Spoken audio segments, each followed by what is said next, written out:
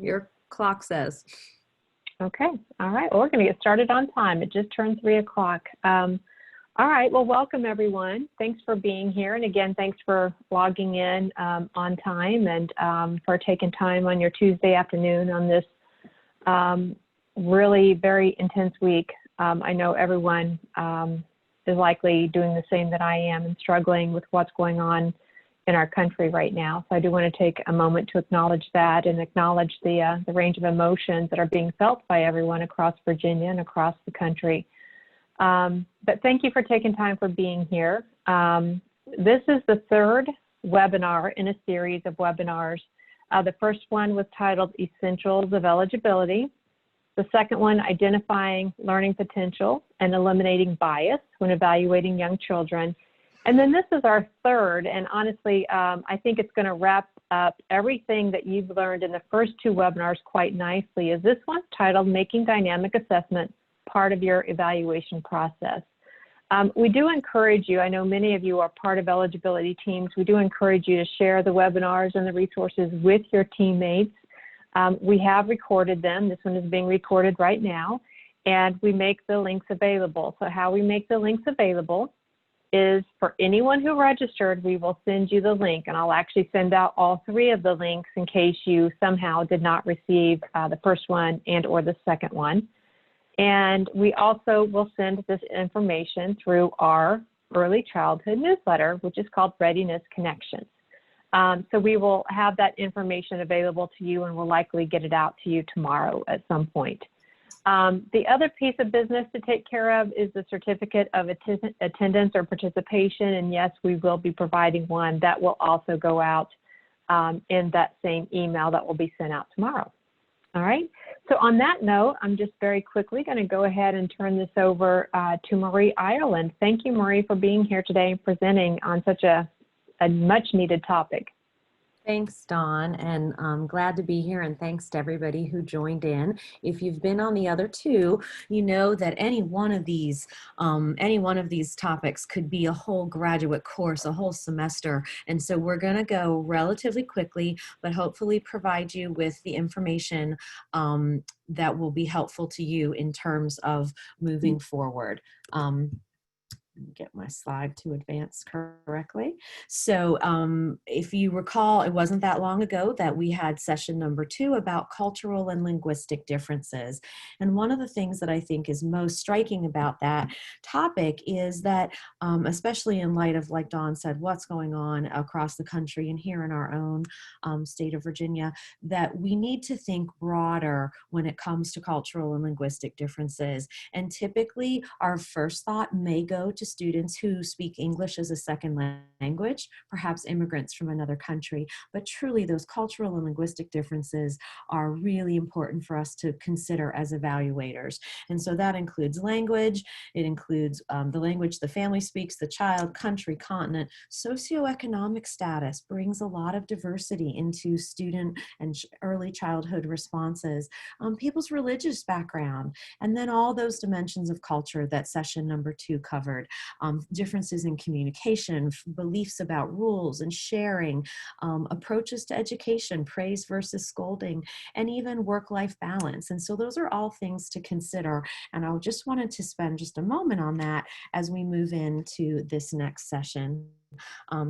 This third and final session is about dynamic assessment, and I just want to give you a little bit of background information to really drive home why it's so important that we consider dynamic assessment as an evaluation method.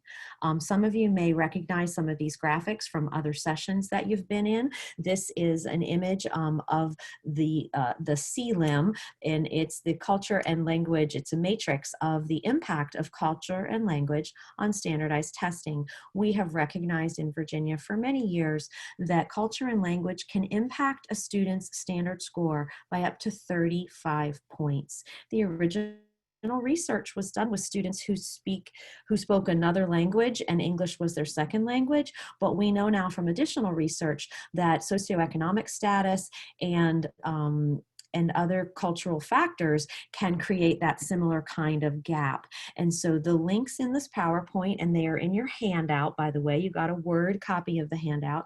Those links are live, and they will take you to the CLIM file where this graphic comes from, and then a wonderful training if you are evaluating students who are English language learners, a great training from Dr. Samuel Ortiz for school psychologists. So if you're a psychologist on the session today, or you have one as a member of your team, please share these links about culture and language and evaluation. As a reminder, socioeconomic status does create factors that impact student performance. They are, although they end up looking like weaknesses, they are not truly a disability, but rather a difference. And so how do we sort difference from disorder? Some of the terms that you may be familiar with, or you may want to do some more research on, include the 30 million word gap. The emotional keyboard, that's the work of Eric Jensen. Looking at impulsivity and behaviors, socioeconomic status can result in differences in children's emotional regulation and their behavior. And of course, for speech language pathologists and classroom teachers out there in early childhood, we know that that also impacts language, register, the formality of language, and the dialect that children speak, their word choice, and the rules of the language in their own community. We also want to pay attention to things like metacognitive verbs. Those are verbs, things that you can't see. We can see somebody run and jump, but we can't tell the difference in somebody's mind if they are wondering or remembering. And so we want to think about language and what goes on in our heads. That's, as we're teaching young children language, metacognitive verbs, very, very important, along with tier 2 words. So those are the areas that are impacted by socioeconomic status. And we want to be very aware of that as we move forward with our evaluation practices. So Samuel Ortiz is really one of the foundational people in this work of culture and language and evaluation. And one of the things that he often asks is, are you sure you're going to get a true measure of ability and achievement? We want to consider and address, Don, I'm not sure where that noise is coming from. It's a little distracting. We want to be sure that we consider and address in reports the impact of the cultural loading of our test items if we're using a standardized norm reference test, and also the language loading. Does the test contain words or terms that may be unfamiliar, vocabulary? It may be a register difference, a more formal way of saying something, or even a passive or complex construction. So as we're looking at not just speech and language tests, but all measures, so cognitive measures, looking at educational measures, even adaptive and behavioral functioning kinds of measures, are we really getting a true measure, or is there something about culture or language that might impact that child's performance? When we think about standardized tests, there are some issues that we have to be aware of. You as an eligibility team, as a member of that team, you cannot address a difference versus a disorder if you are only looking at a numbered score. That doesn't give you the nuance, the descriptive information that you need. And because of that, we have a much higher chance of over and under identification. It's important to remember that in the state of Virginia and under IDEA federally, you do have to document the educational impact and the need for specially designed instruction. That is not characterized by a score, that's characterized by behaviors and skills that are either demonstrated or missing during that evaluation process. So ultimately, your eligibility decisions are not going to be in compliance. It's going to be really hard to defend your team's decision if you're only looking at standardized test data. There are some articles that are in your handouts. This one is from 2006, and it looked at 43 speech and language measures. And the findings from this 2006 article was that the practice of just using a cut score for diagnosing a language impairment is really unsupported by the research, and it's not even supported by the test manuals. This work from 2006 has continued on, and the expectation that we see in the research is that we want tests to be diagnostically accurate. That means they have to be sensitive. They have to be able to correctly find a child who has an impairment as having one. And the gold standard in the literature is better than 80%. Specificity is the ability of a test to find a child who is typical, correctly identify them as being typical, so not over-identify. And that too should be, the rate of identification accuracy should be 80%.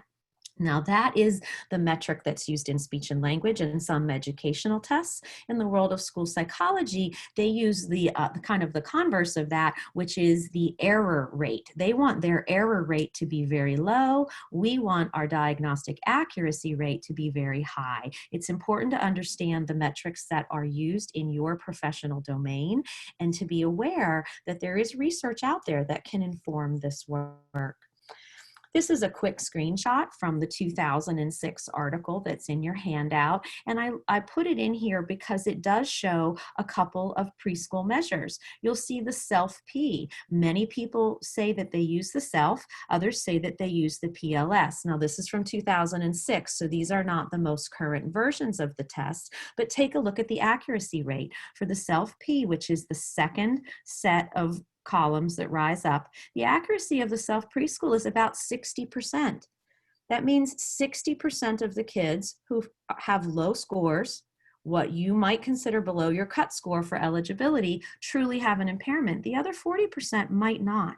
It might be an artifact of culture, language, poverty, or something else. And so we want to be very careful. The PLS score is much higher. You'll see the PLS score is above our 80% cutoff, and you might be thinking to yourself, woo, I'm using the PLS, I'm good.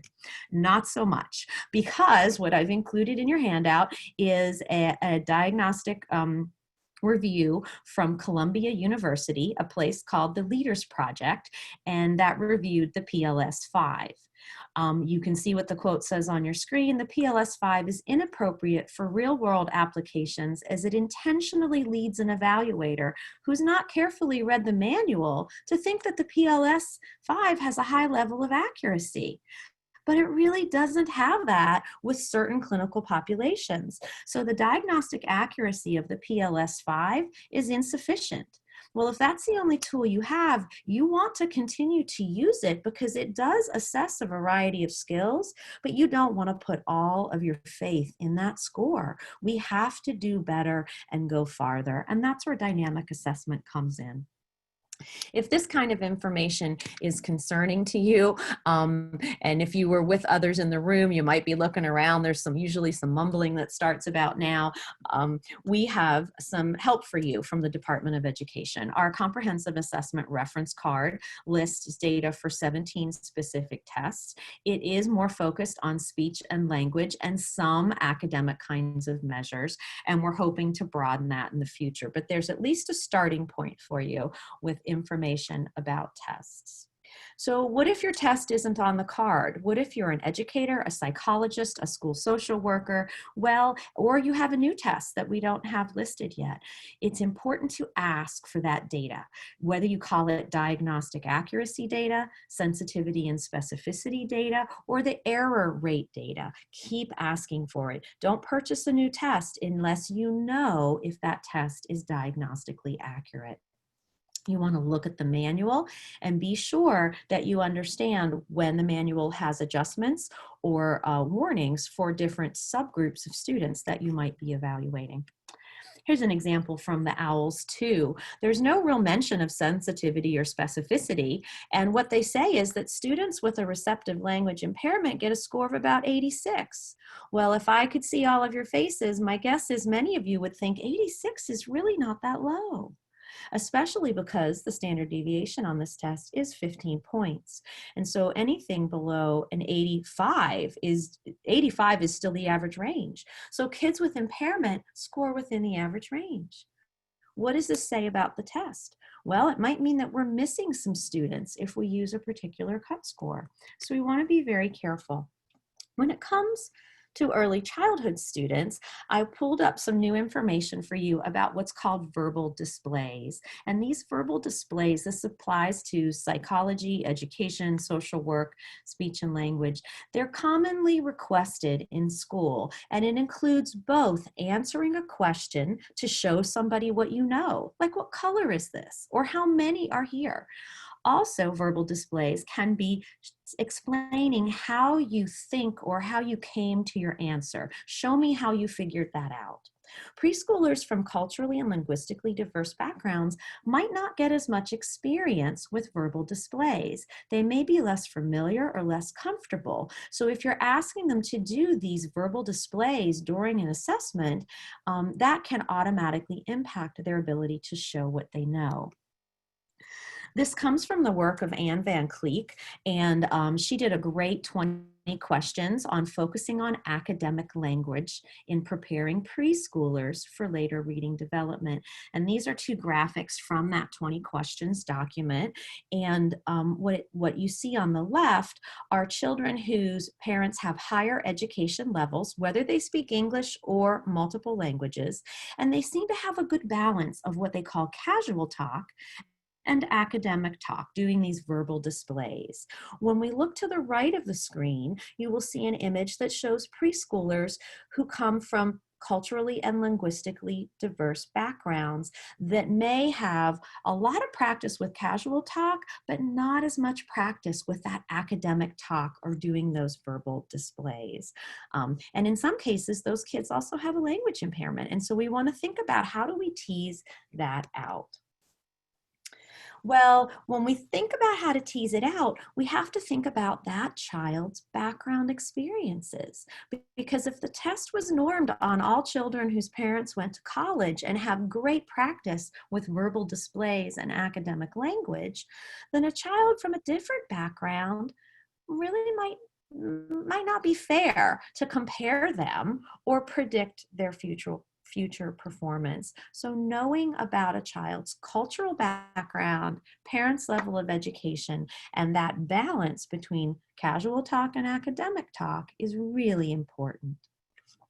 We know that the scores that should even begin to raise concern for us should be evidence-based. They should be based on each particular test.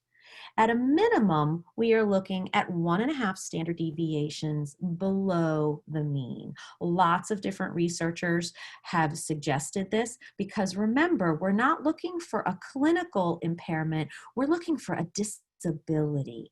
So we're looking for something that is far enough outside of 1 standard deviation that it can't be explained with just simply something like a student missing or not being familiar with 1 or 2 words. We want to be a significant score below the mean.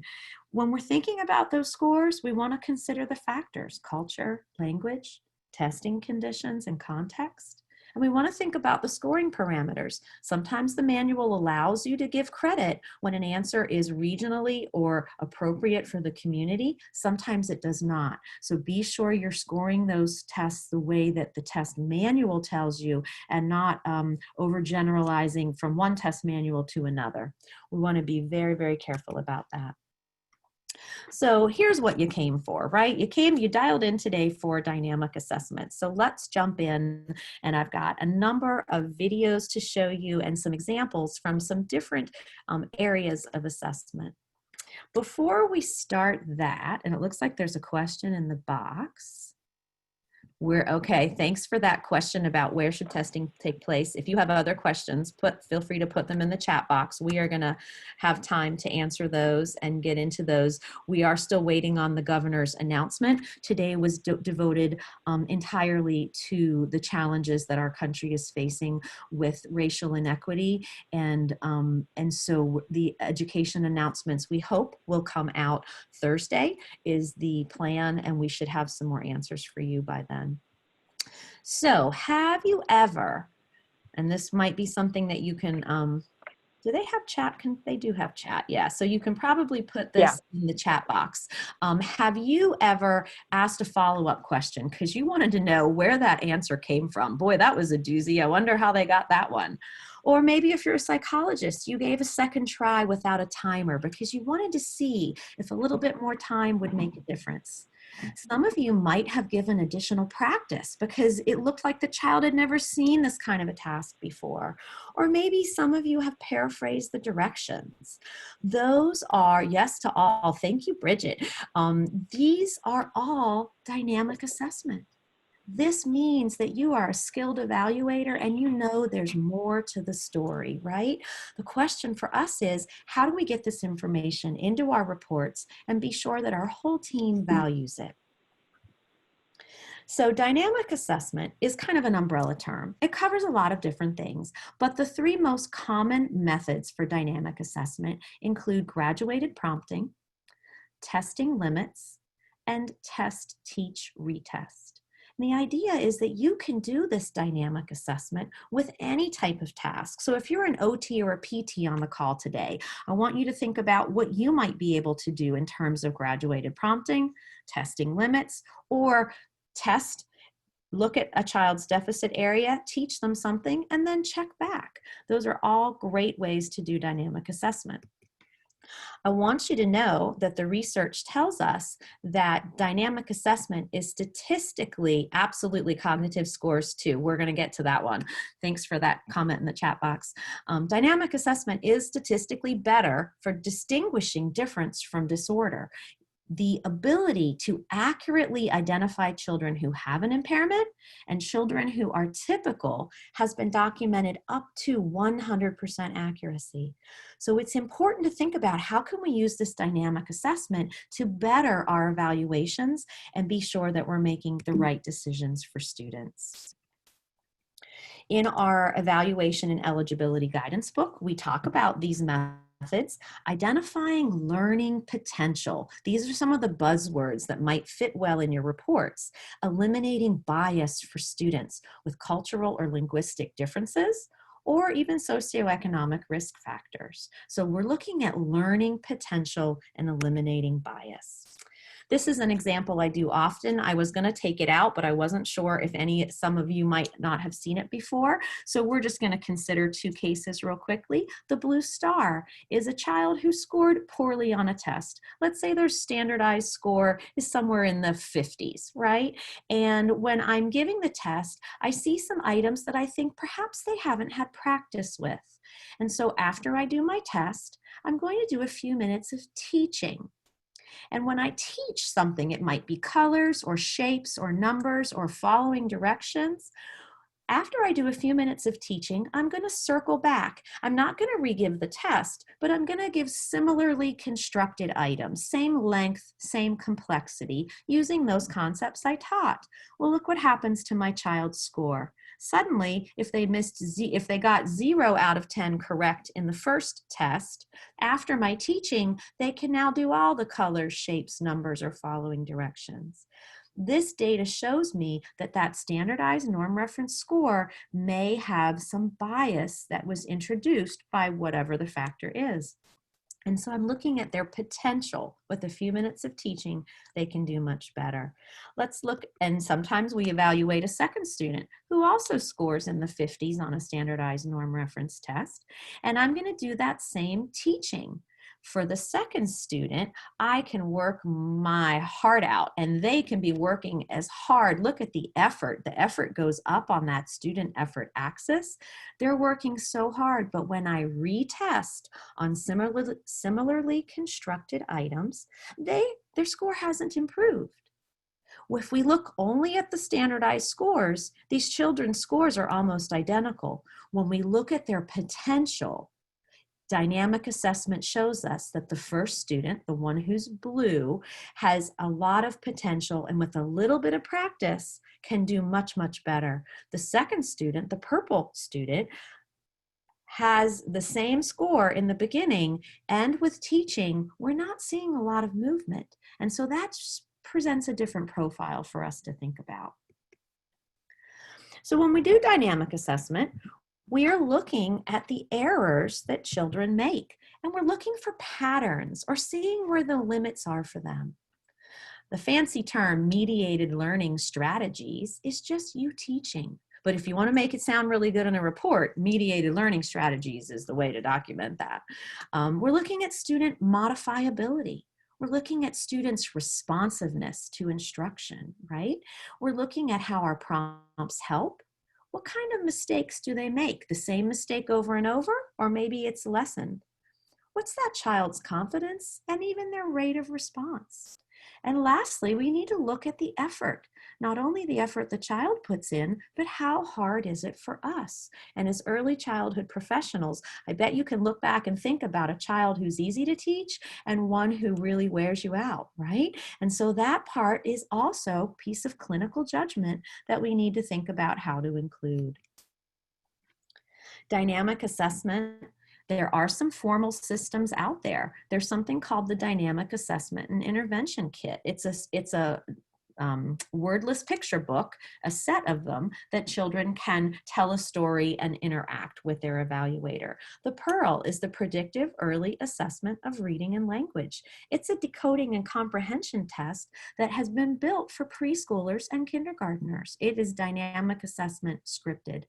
The last one there is the WISC-5 integrated, and in the parentheses I was going to put the ages. It doesn't necessarily fit with the early childhood age group, but many of you evaluate children outside of the early childhood range as well, and so I wanted to mention it to you.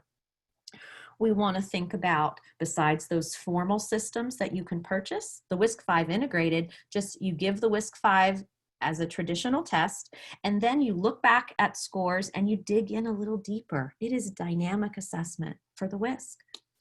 Informal systems, we have our school age language measure cards, things like story champs that many of our divisions have in place through our special ed improvement programs. And of course, you can use that test, teach, retest system with any test that you're giving. You give it and score it, and then you look for errors and patterns, do a little teaching, and circle back around. It's important to think about how we can do this not only with academic or cognitive or language measures, but also with emotional and behavioral measures, as children are referred to us with concerns in those areas. We might think about looking at a child's perseverance, their functional skills. We might look at their emotional keyboard, and again, that's the work of Eric Jensen. Does a lot of work in the area of poverty and how poverty in fact impacts young children's development. This data could be gleaned during your assessment, especially if you're doing play-based assessment, or you can probe it explicitly by creating tasks and activities. If you're in the school psychologist or educational realm, we want to have some attention to executive skill development. This list is the order in which many people believe executive skills develop. First is response inhibition, working memory, emotional control. So, and as we look down this list, what kinds of dynamic assessment can we do to look at a child's flexibility? Can they sustain their attention? Can they start a task? And thinking about what's age appropriate for the child that you're working with. The three that have asterisks are very important, and those asterisks are there because we want to measure sustained attention, task initiation, and goal-directed persistence on non-preferred tasks. Many of us could keep our attention focused on something we love for an unlimited amount of time. But if it's not your favorite activity, it's a lot harder. And so we want to do that, not saying, oh, they can watch cartoons for a whole hour and not move. We want to look at non-preferred activities. And so that's what those asterisks mean on the executive skills list. So what I have for you now are some video examples of actual dynamic assessments with young children. All of these examples come from a website called leadersproject.org. It's in your handout. They're all free and able to be viewed by anybody. They have dynamic assessment materials, sample reports, wonderful resources. So I encourage you to dig in and look deeper at these dynamic assessment resources. What I'd like you to do before we start is to think about a common task in your realm of assessment. So if you're OT, PT, speech, education, psych, social work, what are the kinds of things that you typically do with young children? And then the way to move forward with dynamic assessment is to ask yourself, what kind of performance would make me want to dig in a little deeper? What could I do to probe modifiability or potential? What kind of practice could I give a child to see if it makes a difference? What kind of strategies do I want to try? And what kinds of targets or examples will I use? You might start with a standardized norm reference test as your base, and then think about similar kinds of targets or examples that you could use for a retest. Remember, we never want to re-give the same standardized norm reference test. We want to come up with comparable items. And so it's important that each of you reflect for your own discipline how you're going to move forward with dynamic assessment.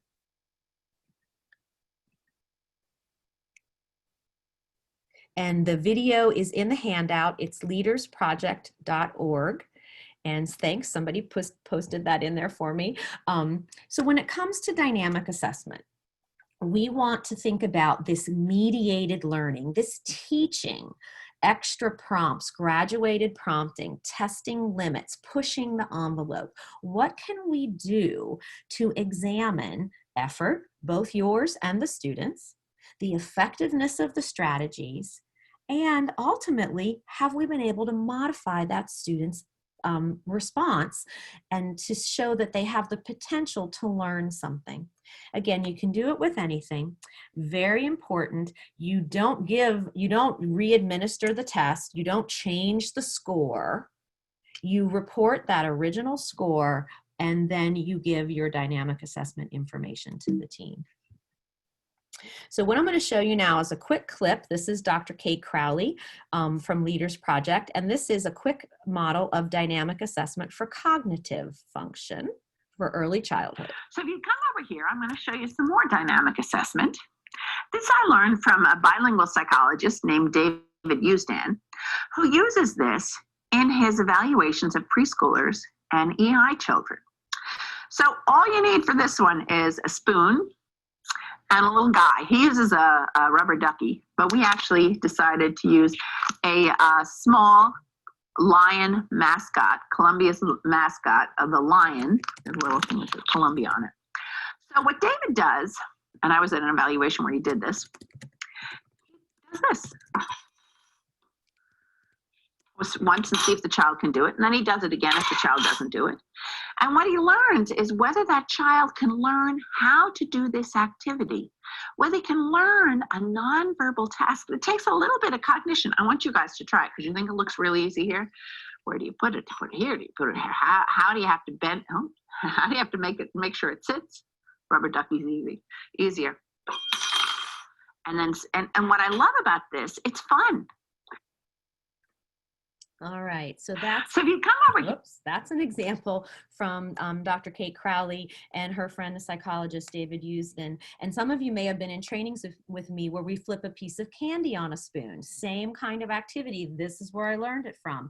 What can we learn about children from an activity like this? We can learn about what we call personal efficacy behaviors, self-talk, perseverance, goal-directed persistence, those executive function skills. If a child gets frustrated and throws everything on the floor, then it might not be wise to pull out a test where they have to get 10 items wrong and ceiling out, because we know that's going to be very hard for them. We can look at attention, imitation, problem solving. We can look at children's memory and even their emotional state. So we can learn a lot from interacting with children. The challenge is when we are in teams where everybody wants a score, this data doesn't seem as valuable, but it is. And knowing what we know about the diagnostic accuracy of our tests, I argue that this data is even more valuable to us. So I'm going to show you another quick video, two more video clips in our time together today. And I want you to use the same kind of focus. I want you to focus on the child's responsiveness.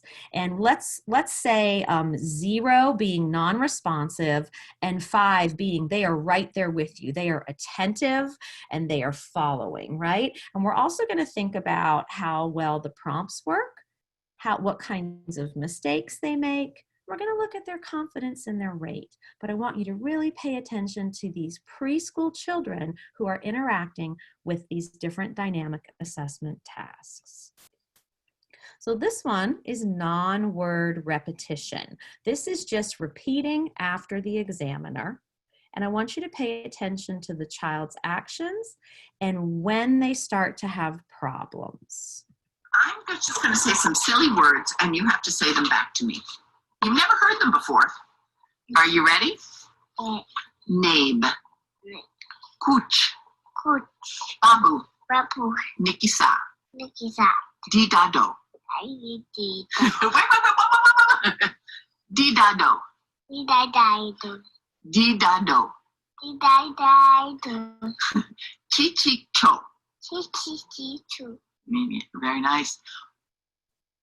So when we look at this, if we were all in the same room, I wish I could see you all so I could see you raise your hands. Go ahead and type in the chat box. Oh, I think it's only going to the panelists. But go ahead and type in the chat box. On a 0 to 5, how attentive is this young man? Is he paying attention to the evaluator? Does he seem engaged? And yes, his gaze wanders, but he's not jumping off the couch, right? He's relatively attentive to the task.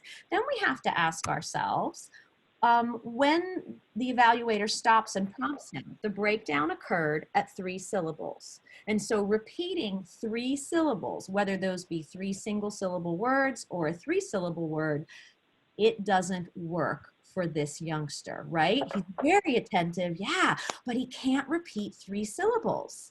Stand up now, get in line, right? Those are 3 syllables, 3 very short things. And so not being able to repeat that is a problem. Even with prompts, the problem continues. Did he seem like he had a good rate of response? Did he seem confident or afraid?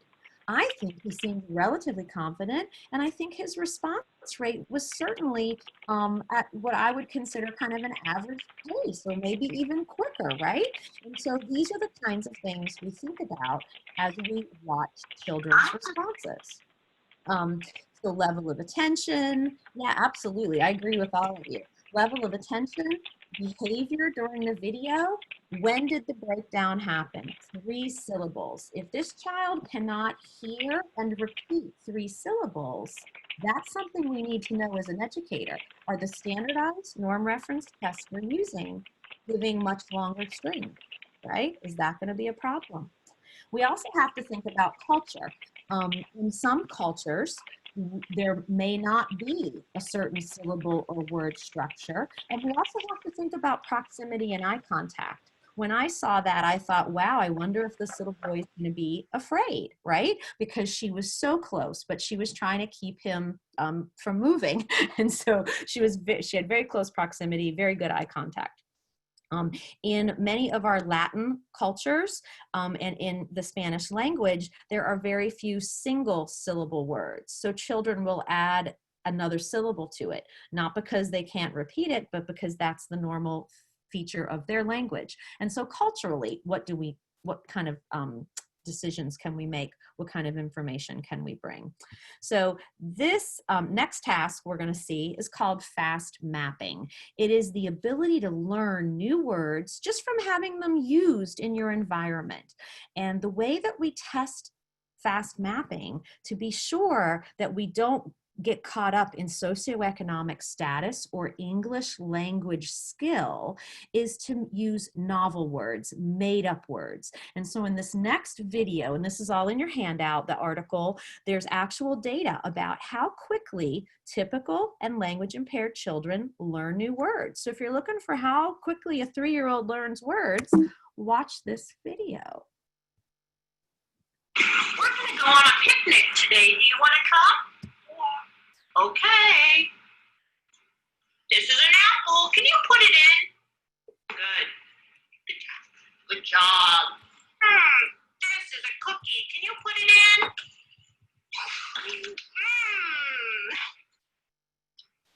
This is a today. Can you put it in?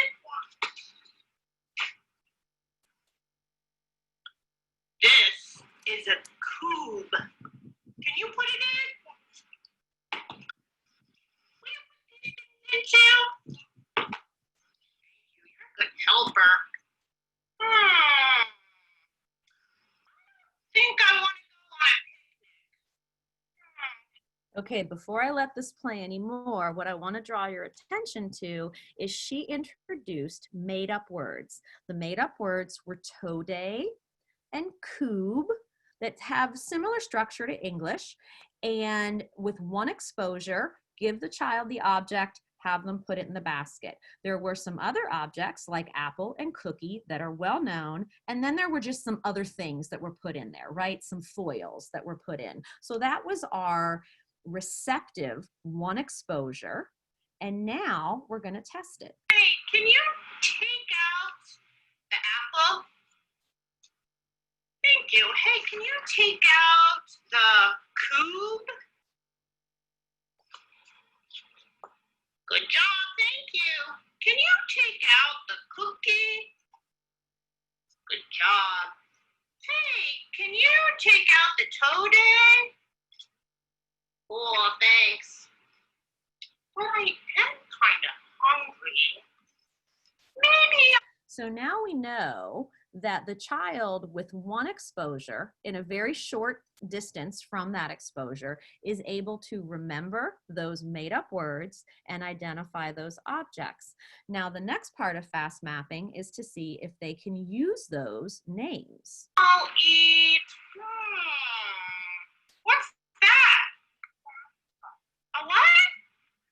What's this one? Oh. What's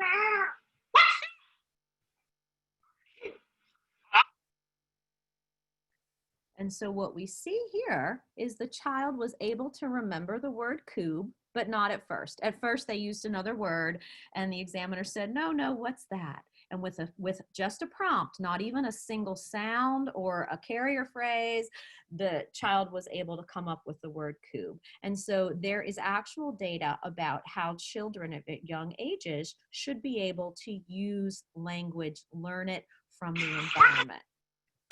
So again, what was the child's level of attention?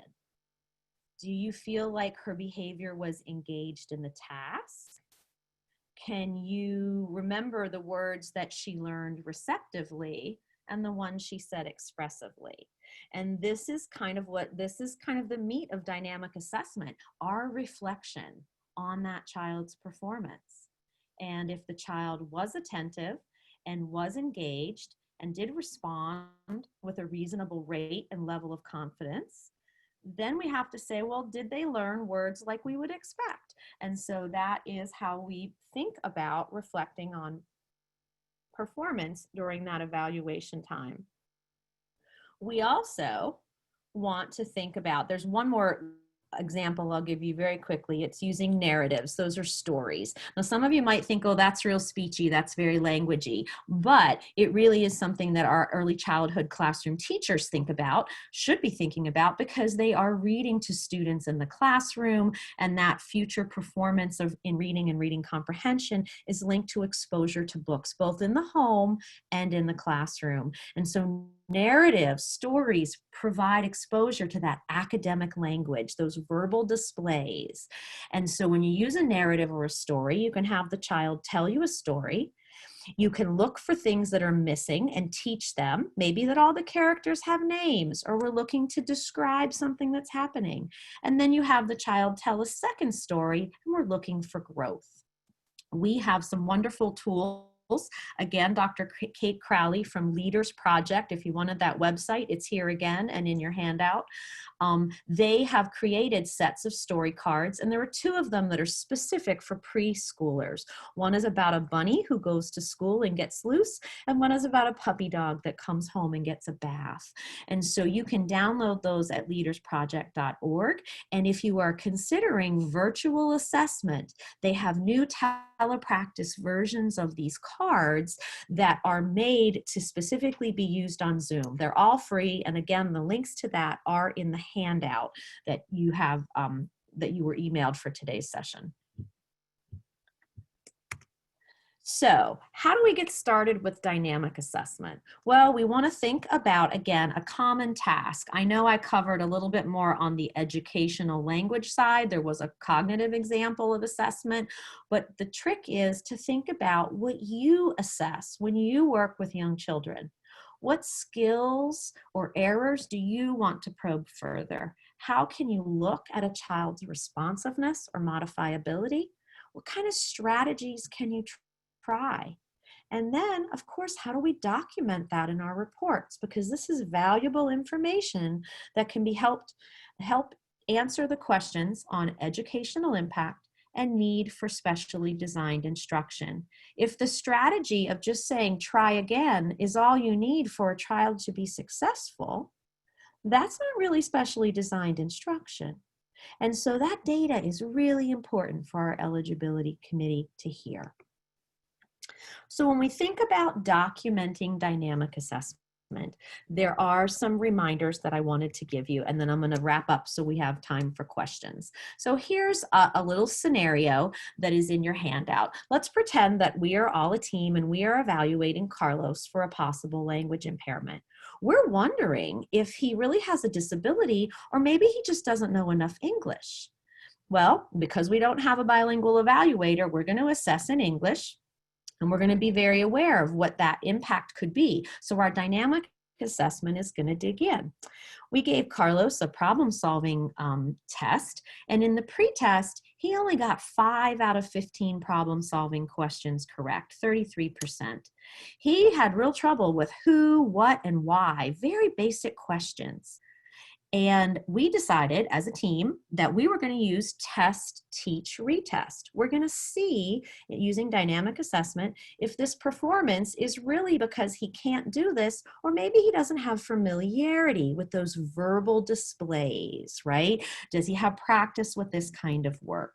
So Carlos got some instruction, some teaching to look at the pictures and ask himself, who's involved, what are they doing, and why are they doing it? Carlos got some feedback and he got a model. So the test came first. Now we're modeling what we want to see and hear, and we're giving a lot of feedback to Carlos. And when Carlos was asked, have you ever done this before? He said, I never talked about pictures and problems before.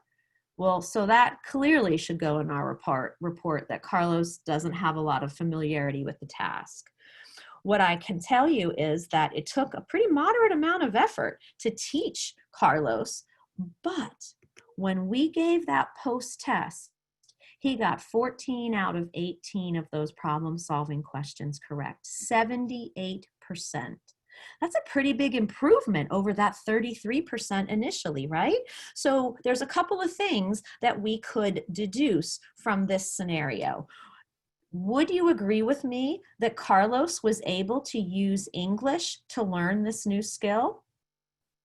You'd also have to ask yourself, and you as a team would have to discuss, what's the explicit practice and feedback that Carlos needs? And is it truly special education, or is it just practice and feedback? You're going to look at the level of intensity that you had to use as the examiner. And you're also going to want to ask yourself, was his initial performance impacted by lack of exposure or practice? Jumping from a 33 to a 78 is a pretty big gain. That's high responsiveness, high modifiability. And so we were able to mediate Carlos's performance with some practice. And so we want to think about how we document that in our reports. So again, we can use graduated prompting, a little more help, just until the child can do that skill. We might want to test limits. At what point does their attention fade? At what point do they refuse to participate? Carol Lids is a psychologist who does a lot of work in dynamic assessment under the numbers 1 and 2, graduated prompting and testing limits, LIDZ. And so she's a great one to look up in terms of graduated prompting and testing limits. Test, teach, retest is just what we do in school every day. We see where kids are, we teach them what's missing, and we check back in. So again, we can do dynamic assessment with any kind of task and find a way to work it in with what you yourself are evaluating. As we are reporting our findings, it's important to consider exposure to tasks and exposure to this academic talk, this academic language. Remember those 2 interlocking circles earlier in the presentation.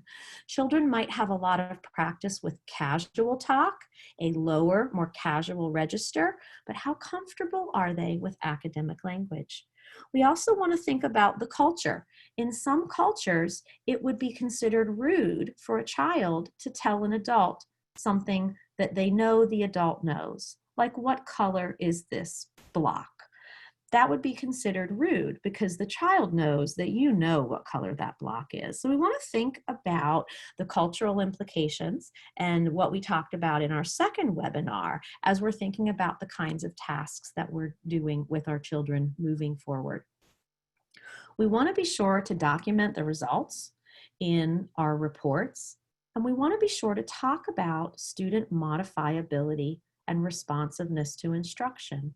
We can characterize the types of errors, what kind of prompts work and how effective they are, a student's level of confidence, perhaps from lack of exposure. They might be reticent and not want to do something because they're afraid they'll get it wrong.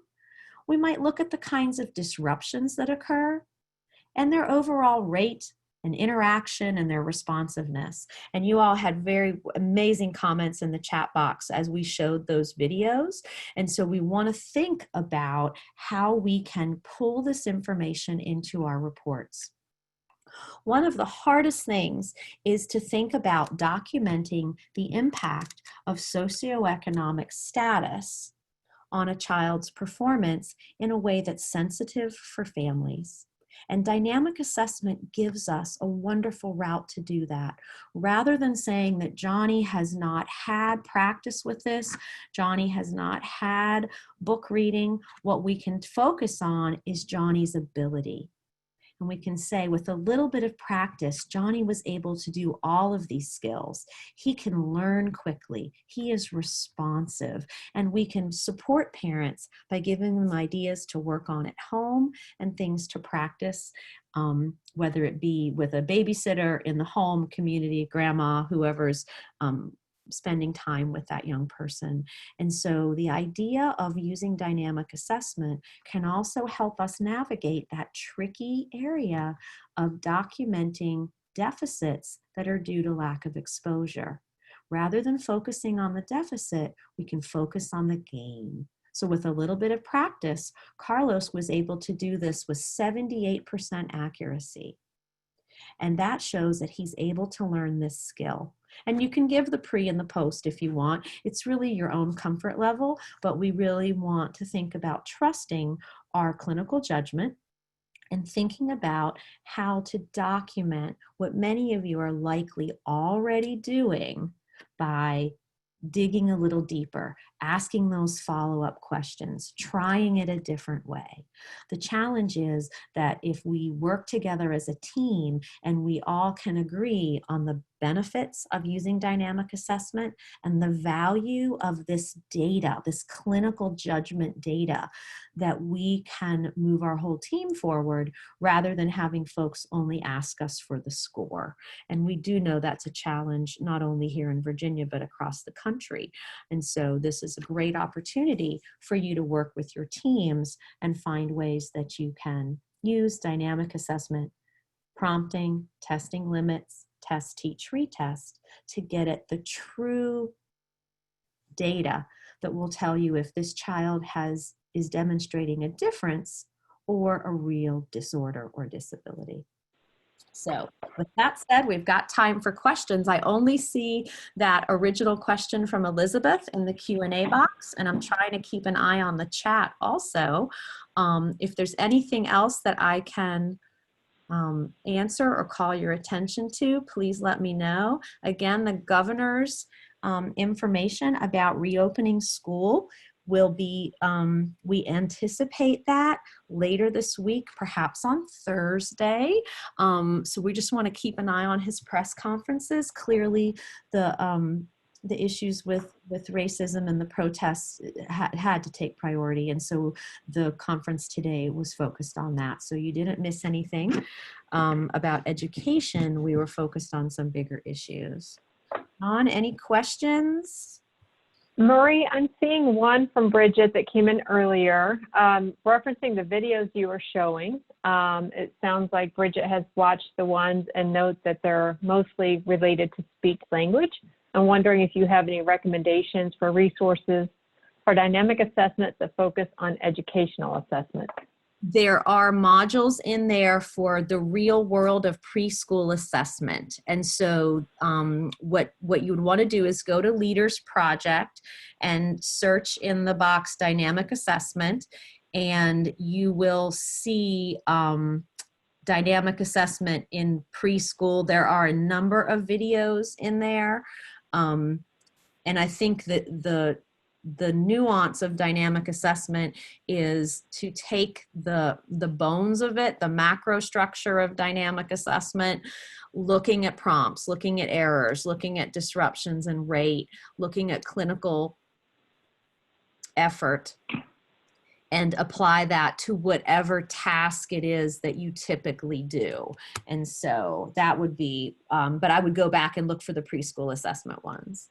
So let's see, where do you suggest testing taking place? So that question, at this point, schools are still closed. We are at level 1 or level 0. And at this point, we're following the governor's orders and the work from the Department of Health. And so we hope to have some more information about how that applies to schools at the next governor's announcement. For right now, testing would be virtual if you're doing it. But in the future, if you're allowed to interact with students based on the governor's order and the health department information, then you could do it in the home or in the school. It just depends on where we are at the time of the testing. So Elizabeth says, so with dynamic assessment, you want to give them credit and not be so quick to find them eligible. I think the reality is it isn't about finding them eligible or not. It's about accurately portraying their true ability. And does this child have a disability? If they truly are disabled and cannot do something, we want to serve them. That's our goal always. The challenge is when we have children whose performance is impacted by poverty or culture or language, their scores may appear low on a standardized norm reference test, and we may be overloading ourselves in special education with students who really may not be eligible. They really may be able to learn quickly and easily. And so we want to just be thoughtful about that. Because remember, finding a child eligible who does not truly have a disability is a violation of their civil rights. And if we've seen anything this week, I think we've seen the importance of attending to the diversity in our society and being sure that we understand what information is coming towards us and that we honor that we have awareness, especially about culture and language. And okay. So Marie, can I ask a piggyback on that? Because it's one in the chat. I understand people are putting chat and the Q&A, but someone is asking, what is your experience with reporting dynamic assessment data if they are looking for a hard score? So I wonder if that could be teased apart. Looking for a hard score is part of that, but how might you report dynamic assessment information and data within your reports? Right, so I think there's two things to think about. One, at the state level. Now I understand your local experience may differ, but at the state level, none of our criteria worksheets for eligibility require a score. They just say significant impairment. And so what we're looking at now, if you locally require a score, that's a different issue. But at the state level, we don't require a hard score. In fact, what we say is if the student's performance really, if the student doesn't match the norming sample, if we've given it in a non-standard way, we really can't report the score because it's not a fair comparison, right? Everybody else took it in a quiet room, in a, you know, in a, wherever the norming was done. And if you're doing it virtually with 5 dogs and 6 other kids in the background, and you've got kids at your house and you have an untrained evaluator at the child's location helping, a mom or a dad, that's not a fair comparison. And so you want to be really careful about this idea of we need a score. What we need is data. We need data to show that a child has an impairment. We need data to show the impact of that impairment and that they require specially designed instruction. So this idea of a hard score is really one I'd ask you to kind of think a little bit more about. If it's a local issue that they're asking you for a score, that's going to require some advocacy on your part. Resources for OT. I can give you some resources for OT. If you shoot me an email, I can connect you up with some folks. But truly, I think what you do in terms of occupational therapy, functional, realistic activities, that they lend themselves so well to dynamic assessment. And so depending on the age group, but you can shoot me an email and I can connect you up with some folks. Let's see. If there are any school divisions using dynamic assessment, please put your info in the chat. Oh, that was what Dawn was asking. Yeah, someone else asked that question. And just to follow up on that, if any of you attended our last live LEADS event, which LEADS is for our early childhood special education administrators. When was that, Marie? Last fall? October? Seems like so long ago, doesn't it? But Marie came and spent the day with us and presented the information she has presented through these webinars, but we also had school divisions using dynamic assessment present what they were doing. The 2 divisions that we had, there were 3 divisions and I'm blanking Stafford, on one, sadly. Stafford, I think it was Stafford, Virginia Beach for sure. Charlottesville. Charlottesville, and they did phenomenal presentations about how they're using dynamic assessment for play. Oh, Prince William, not Stafford's. Thank you, Jessica. Yes, yes, exactly. I knew that wasn't right, but I couldn't come up with the right one. But how they use play-based assessment and how they gather data and how they interact with families. They all did it very differently, but such robust data came out of that. And so, Loudon is also using dynamic assessment, and Dawn has put her email in the chat box. Right, thank you, Loudon. Thank you, Dawn. All right, so hopefully I've piqued your interest. It's a minute after 4. We got caught up in the questions, but thank you for being here and thank you for trying to grow and stretch as evaluators. I think the reality is that all of us want to do good, solid evaluations. We want to be able to support children who truly have a disability, and we certainly don't want to violate anybody's civil rights or think about finding children eligible who don't truly have a disability, because the system, we're only built to serve kids who are disabled, and so we just want to be very careful about that. So thank you all for volunteering information in the chat and your emails. Dawn, I'm turning it back over to you. Okay, thank you, Marie. As wonderful, just amazing and rich information, especially as I mentioned, wraps us up with the 3 webinars. To be able to end on dynamic assessment, I think is just a powerful way to do that. And as you keep saying, it's very timely for sure. So thank you for a great presentation. As I mentioned, I will be sending the recordings out. Hopefully be doing that tomorrow. You will get a certificate of attendance with the recording. I will also be sending the information out through our readiness connections. And as we discussed at the beginning, please share this with your colleagues. These are great resources to sit down and view together and to use to discuss how are your practices working for you? Are you able to identify the children as eligible? Are you able to look at their learning potential? Are you able to eliminate bias? Are you able to use dynamic assessments to make accurate and informed decisions? And then finally, one additional piece of information, Marie and I have been working together a lot lately, as you may have noticed, but we are in the process right now of planning a webinar in the very near future. We're hoping in the next 2 to 3 weeks, that is going to really look specifically at eligibility and evaluations during school closures during this time of COVID. So be looking for information on that. Marie will be sending out information via her channels. I'll be sending them out via my channels with Readiness Connections and our Leads e-news. So be looking for that, and we will get information out to you very soon. All right, on that note, thank you everyone, and enjoy your afternoon.